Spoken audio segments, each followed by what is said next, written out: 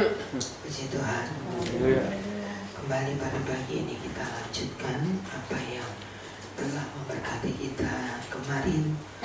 Dan 2 Raja-Raja pasal 5 telah kita baca bersama tentang peristiwa Naaman, Panglima Raja Aram, yang menjadi proyek Allah untuk membuat nama Tuhan dipermuliakan. Ada kerja Allah yang begitu dahsyat. Seorang Arab tidak kenal akan siapakah Tuhan. Mereka hanya kenal kepada Baal dalam kuil Rimon dan sujud di sana. Mereka tidak pernah kenal yang bernama Jehovah. Mereka tidak kenal siapakah itu Allah Israel.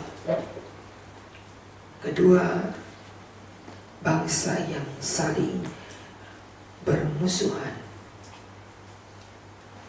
Tetapi Allah membuat, kalau kemarin Allah sanggup membuat besar nama Yosua.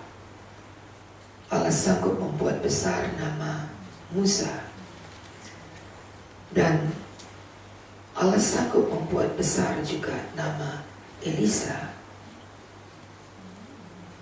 Maka dalam peristiwa pasal yang kelima kita memperhatikan bagaimana Allah membuat besar namanya di hadapan bangsa kafir. Dan kita perhatikan Naaman seorang panglima kerajaan Aram, pahlawan, tetapi sakit kusta. Naaman tidak dapat menyembuhkan diri sendiri walaupun dia seorang panglima. Naaman juga tidak dapat menemukan ada tabib mana lagi yang sanggup menolong saya. Sebagai seorang panglima, untuk tidak sukar baginya menemukan tabib dari negeri-negeri yang jauh sekalipun. Tetapi semua usaha Naaman sia-sia. Ada seorang pembantu kecil dari Israel yang ditawan, dan melalui pembantu ini berkatalah ia kepada tuannya, majikannya, keluarga Aram, kalau saja tuanku ada di negeri kami, di sana kami mempunyai seorang nabi, dan nabi itu dapat menyembuhkan apapun penyakitnya. Allah pakai kalimat dari pembantu Israel ini hingga menarik hati dari keluarga Naaman. Seorang panglima pamit kepada rajanya dan diberikan surat pengantar, begitulah, untuk bertemu dengan Raja Israel, minta kesembuhan dari Nabi Elisa. Dan kita perhatikan, Elisa tidak kenal akan siapa Naaman. Tetapi Elisa tidak melakukan apa yang tidak diperintahkan kepadanya. Ia mendengar ada panglima Raja Aram ada di muka pintu rumah Elisa. Ayat 9. Elisa menyuruh seorang suruhan. Ia tidak berdiri sendiri, walaupun yang menjadi tamu adalah perwira kerajaan Aram. Tapi tidak menarik hati Elisa untuk keluar dan berbicara. Seorang utusan disuruh keluar untuk menjumpai Naaman. Kita tahu suruhan itu adalah Gehazi. Naaman begitu marah, apalagi ketika perintah berikutnya, mandikan dirimu 7 kali ayat 10 di sungai Yordan, maka tubuhmu akan pulih. Naaman berkata, di negeri kami ada sungai-sungai yang jauh lebih baik, lebih bersih daripada sungai-sungai di sini. Di sana ada ayat 12, Abana, Parpar, sungai-sungai Damsik. Aku bisa mandi dan aku bisa tahir. Tidak ada perintah lain. Naaman berkata, aku sangka ia akan menghormati aku. Aku sangka dia akan keluar dan dia akan menggerak-gerakkan tangannya di depanku, di tempat sakitku, dan aku akan sembuh. Pikiran Naaman.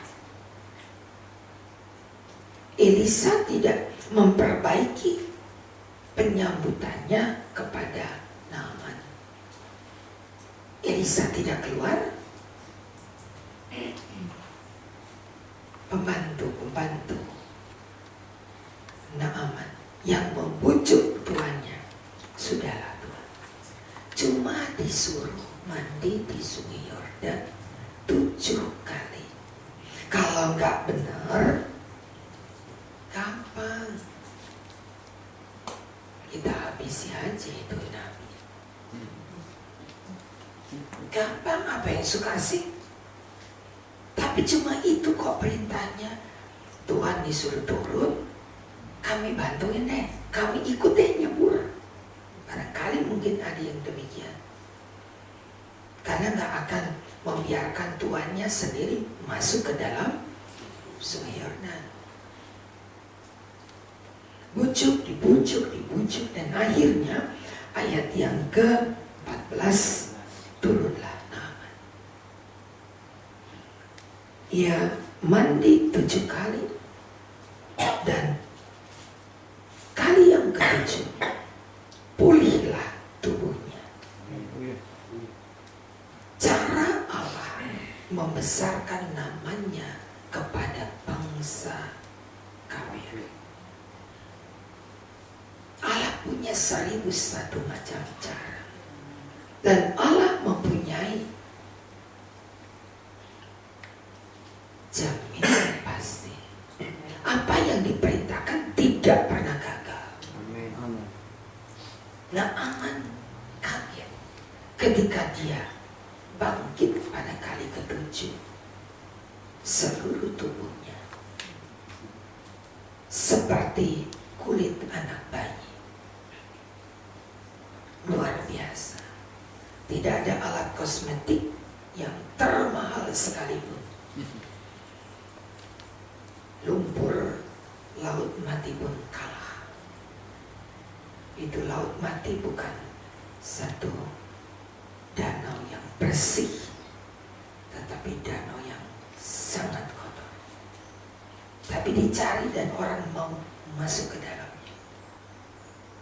Bahkan ambil lumpur dan pakai sebagai lulur.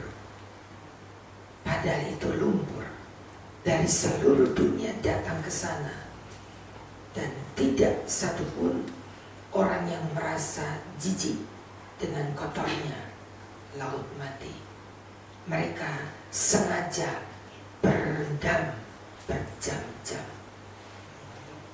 untuk memulihkan. Dengan kata orang-orang terdahulu yang datang ke sana, kalau mandi di laut mati 1 kali, mandi di laut mati berarti dia menjadi lebih muda 10 tahun. 2 kali 20 tahun. Itu kata yang kita dengar waktu di sana. Jadi sekali mandi di laut mati itu lebih mudah, akan menjadi lebih mudah 10 kali. Satu iming-iming yang sangat dicari orang untuk menjadi awet muda. Naaman gak perlu ke laut mati.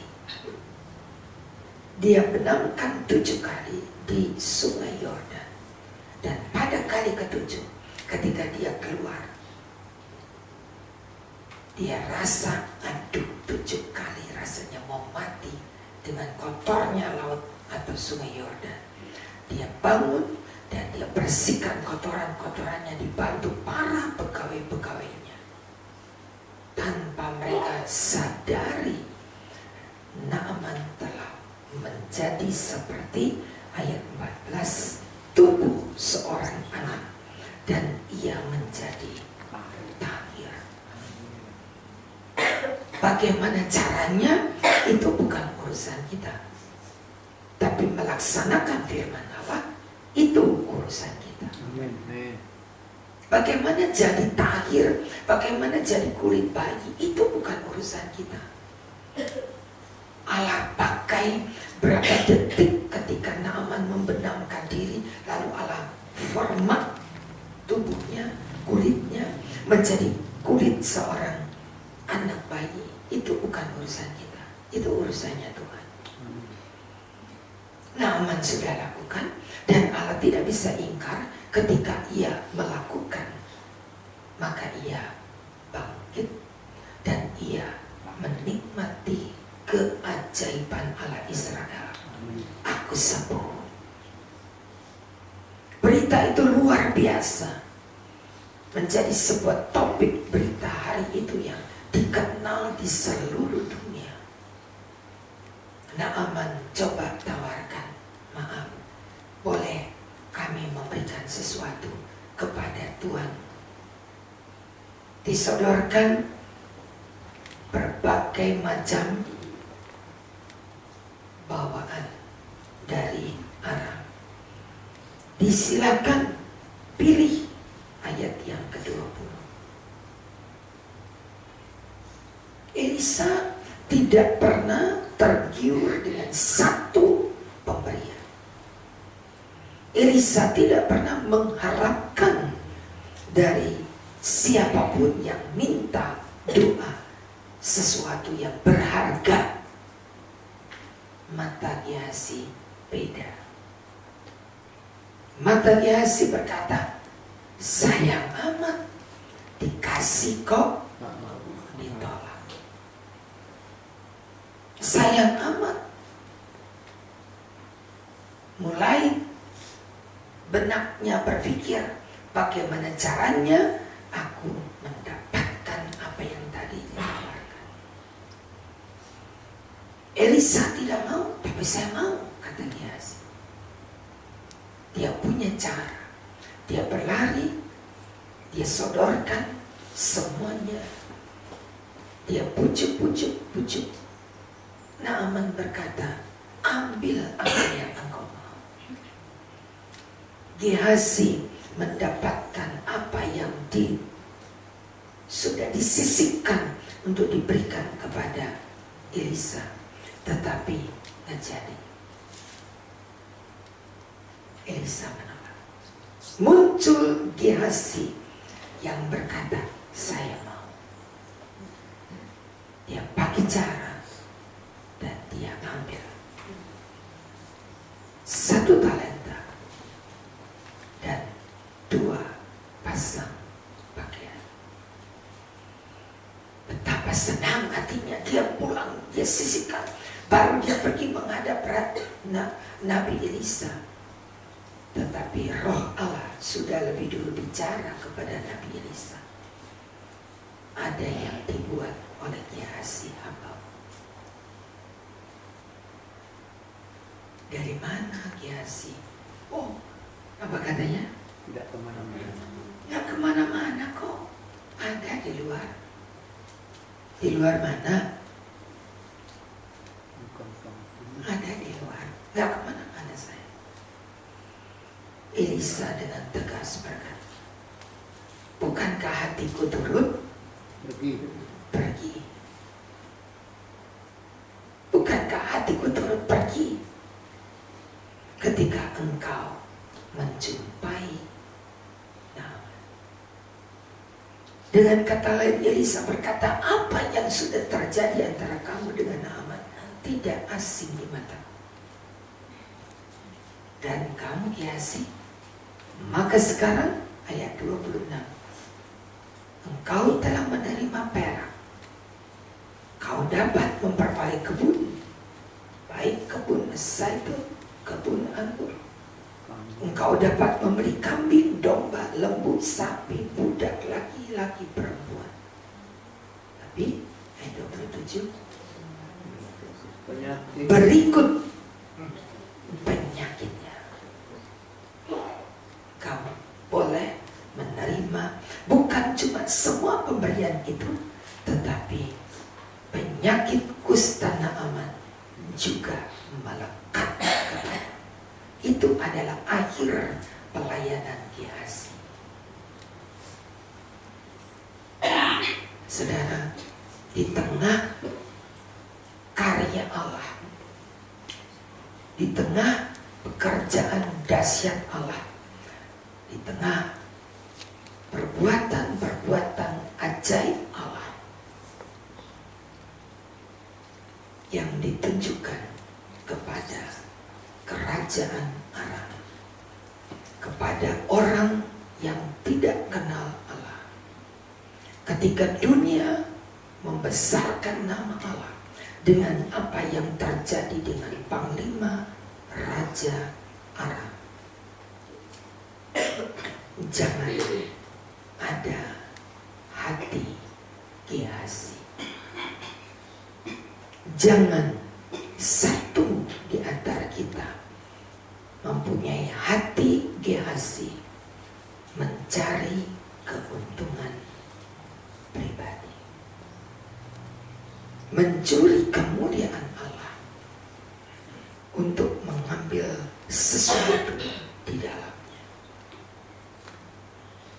Tidak seorang pun jemaat Bulak-Serai yang menjadi hati Gehazi. Amin. Amin. Semua kita, kalau Allah akan memberkati kita dalam acara hari ini, jemaat kecil di Bulak-Serai yang tidak mempunyai apa-apa seperti Israel di mata Aram, tapi Allah besarkan namanya di kerajaan Israel. Allah membesarkan namanya di tengah jemaat kecil di Bulak-Serai. Dan jangan ada seorang pun mencuri kemuliaan Allah untuk pribadi, untuk kepentingan pribadi, seperti Gehazi mengambil keuntungan. Elisa menolak. Dia tidak tergiur dengan sedikit pun yang ditawarkan oleh Naaman. Elisa menolak. Sebab Elisa berkata, bukan dia yang menyembuhkan. Bukan Elisa yang telah membuat kulit Naaman pulih seperti kulit bayi. Bukan Elisa yang mentahirkan. Itu sebabnya Elisa menolak. Pasal 5.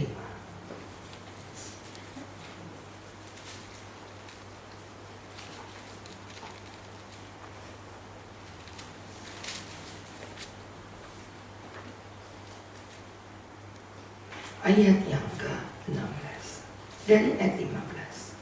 Kembalilah ia dengan seluruh pasukan kepada abdi Allah.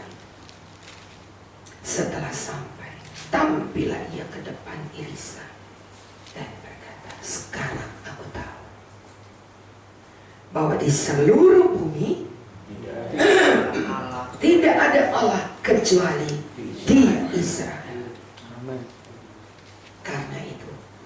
terimalah suatu pemberian dari hamba ini. Tapi Elisa menjawab, demi Tuhan yang hidup, yang di hadapannya aku menjadi pelayan, sesungguhnya aku tidak akan menerima apa-apa.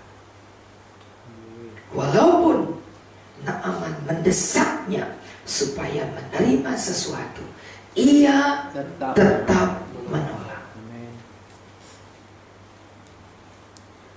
Akhirnya berkatalah Naaman, jika demikian, biarlah diberikan kepada hamba tanah sebanyak muatan sepasang bagal, sebab hambamu tidak lagi akan mempersembahkan korban bakaran, korban sembelihan kepada Allah lain kecuali kepada Tuhan. Pertobatan seorang panglima Aram. Kaget, ada orang yang menolak diberikan pemberian hadiah. Naaman kaget, kok ada orang yang menolak pemberian yang sebanyak ini?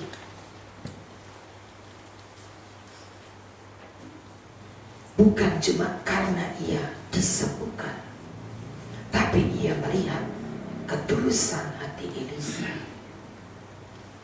Maka panglima ini bertobat.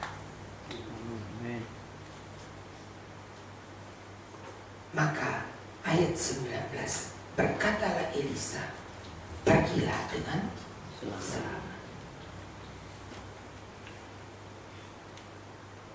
Tidak ada yang punya hati Gehazi menganggap mumpung sementara ditawarkan pemberiannya tidak sedikit, 1 talenta.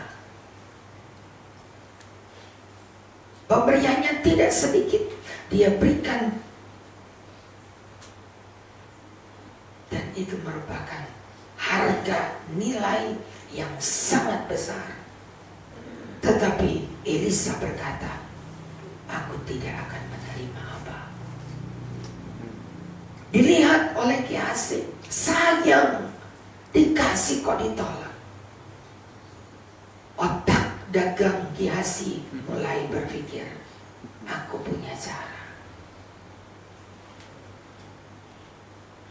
Saya yakin tidak ada hati Gehazi di tengah-tengah kita. Yang ada, semua kita mempermuliakan Allah. Tidak ada satupun yang kita berpikir untuk mengambil keuntungan sedikit pun ketika Allah membesarkan namanya di Bulak-Serai. Biar ini adalah menjadi hati kita. Hanya bagi Tuhan segala pujian, hormat dan kemuliaan. Hanya bagi Tuhan. Ketika Tuhan izinkan kita ikut menjadi sedikit pemeran di dalam acara ibadah kita, ketika Tuhan izinkan kita menjadi satu bagian kecil di dalam acara itu, biar nama Tuhan yang dipermuliakan. Dan jangan ada sedikit pun kita akan mengambil keuntungan dan kita berkata, itu karena saya. Supaya nama Tuhan seutuhnya dipermuliakan. Injil Lukas berkata, dan kalau aku diangkat, kalau aku ditinggikan, aku akan tarik banyak orang datang kepadaku. Aku akan bawa banyak jiwa. Aku akan bawa banyak jiwa bertobat. Ketika tidak ada seorang pun yang punya hati Gehazi, nama Tuhan dipermuliakan. Tuhan kiranya tolong kita. Kita punya waktu pagi ini untuk berdoa. Dan kita serahkan seluruh acara hari ini kepada Tuhan. Kiranya Allah ambil alih dan memberkati seluruh acara Natal GBD Bulak-Serai 2014. Mari